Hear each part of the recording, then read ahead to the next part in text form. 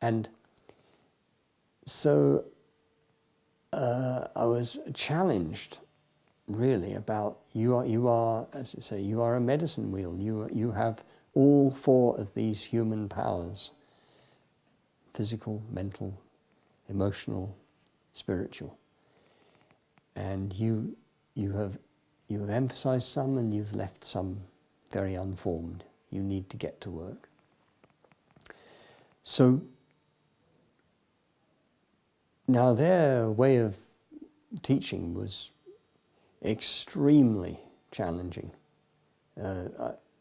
Later, I came to think actually more than that, even brutal in some ways. There was and this is not true of all Native Americans, it was this particular group and the two people that were leading it.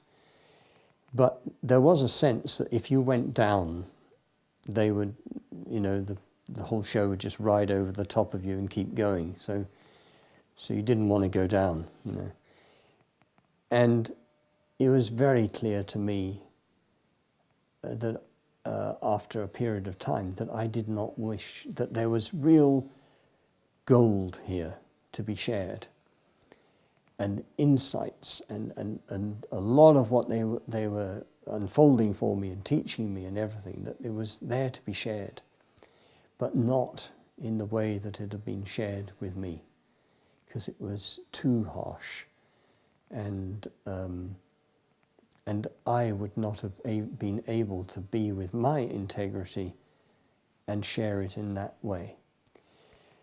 And in many ways, the journey also, that has been the case in a whole lifetime. When I think of, when people ask me who inspired me, it's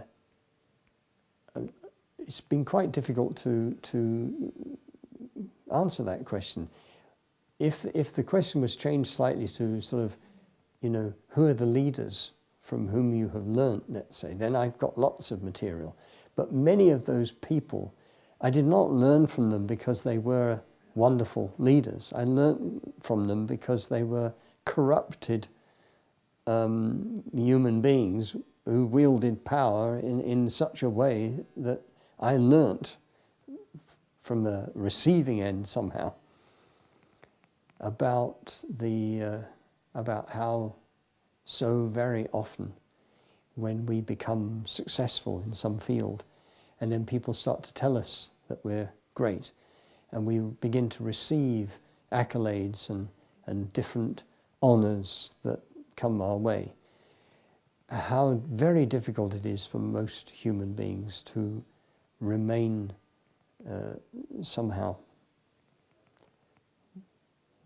or to remain or to become or whatever that person of integrity, because you're almost invited not to. I mean, I think that's what our whole celebrity piece is about. Somebody has a wonderful voice, is a beautiful, wonderful musician.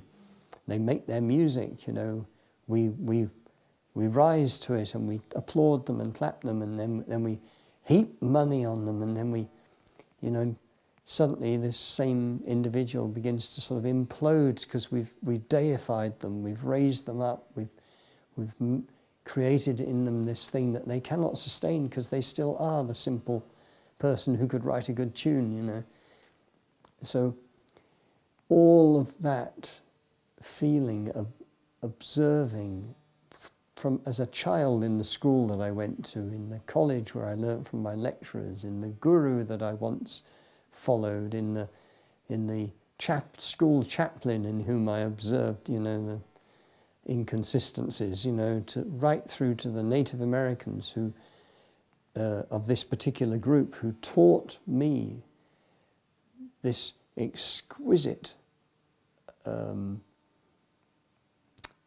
wisdom, shared this wisdom tradition with me that resonated so powerfully and felt so real. And then noticing that the two main teachers were not capable of living what they were teaching. So somebody said to me at that time, I could never accept the teaching of a teacher who was not living it. And I thought about this, and I thought, if I took that attitude, I would have virtually dumped 90% of whatever it was there to be learnt. So I said, no, I don't feel like that. I can recognize when something is taught me that is of true value.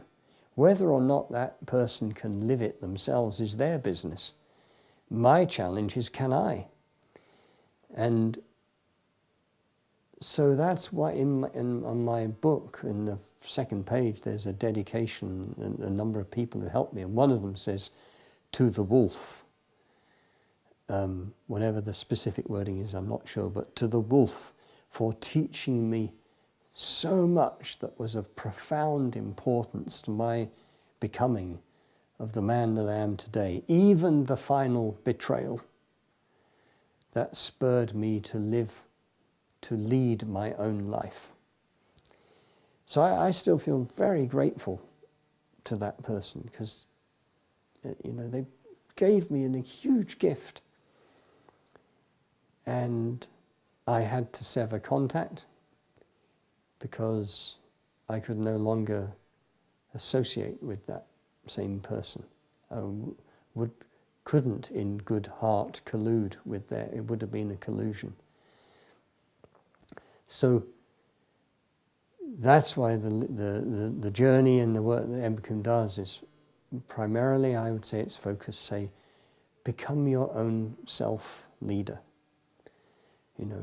Learn from everything, but never hand over to somebody else that which has been given to you as your task to do, which is to steer your own ship, lead your own life. But then don't interpret that into some kind of adolescent, rebellious thing that somehow bucks against anybody who's going to teach you something, because there are millions and zillions of people out there who know much more than you do, I do, about millions of things. So be a good student and learn. But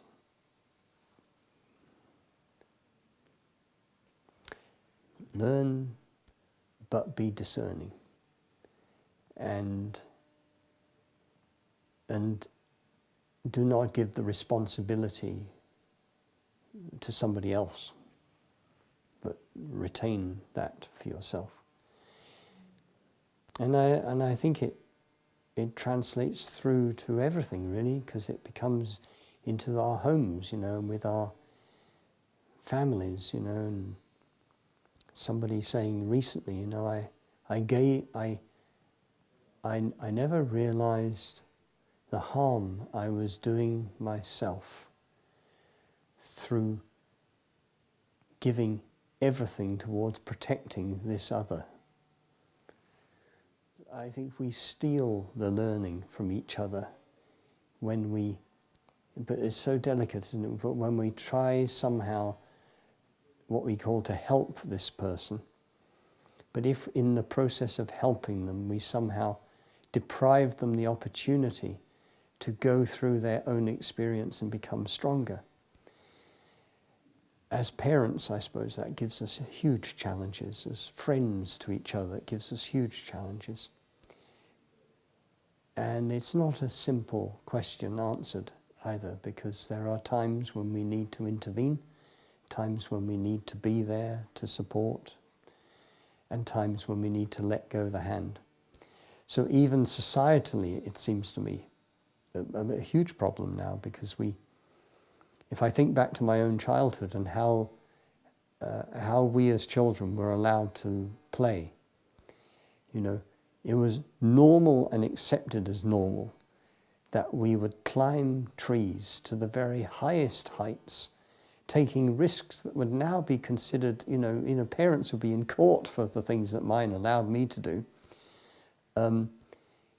So how do our children and our young people ever learn about their capacities and their boundaries and the self-reliance of what they can do and what they can't do? And surely to learn these things we have to actually cross the boundary, and then we fall and we hurt ourselves.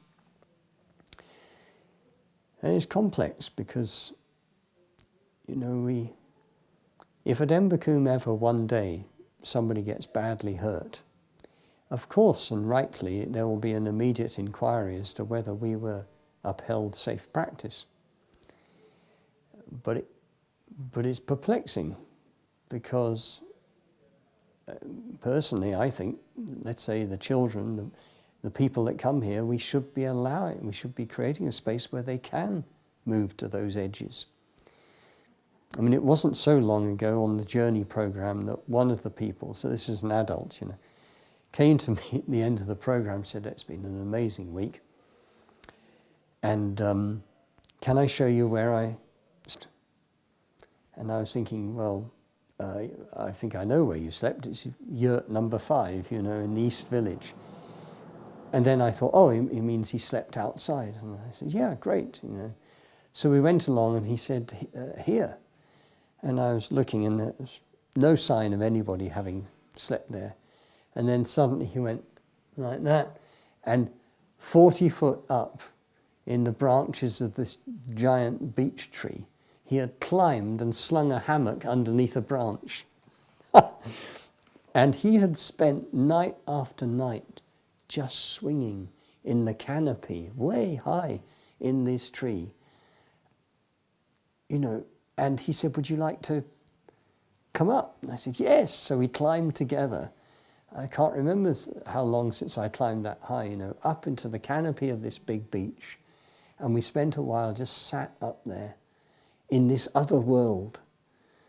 And I was thinking to myself, I can see this is an exquisite experience for this person. And if I had known, I probably should have then said, you can't do that. Because if he had fallen out, and it had been known I knew. So, I find this